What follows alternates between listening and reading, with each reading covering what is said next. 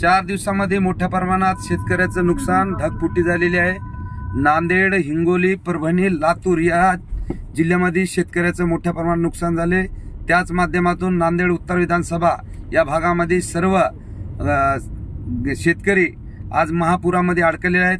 विमा कंपन्यांचे फोन लागत नाहीत।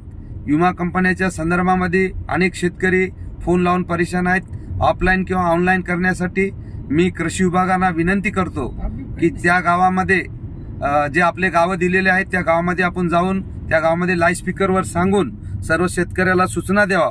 जर ऑनलाईन झालं नसेल तर ऑफलाईन करून त्याचे फॉर्म घ्यावा। 72 तासाची आपल्याला कालावधी दिली आहे। शेतकऱ्याचं तिसऱ्या संकटामध्ये शेतकरी सापडलेला आहे।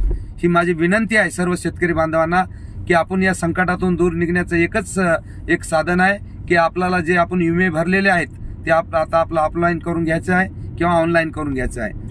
तर सर्वांना विनंती आहे की सर्व कृषी अधिकारी जेवढे असतील त्या भागामध्ये त्यांनी गावोगाव जाऊन शेतकऱ्यांना सहकार्य करावं आणि त्याचे फॉर्म भरून घ्यावं हीच माझी विनंती आहे। मी आनंद पावडे, भाजप युवा मोर्चा तालुका अध्यक्ष, नांदेड उत्तर।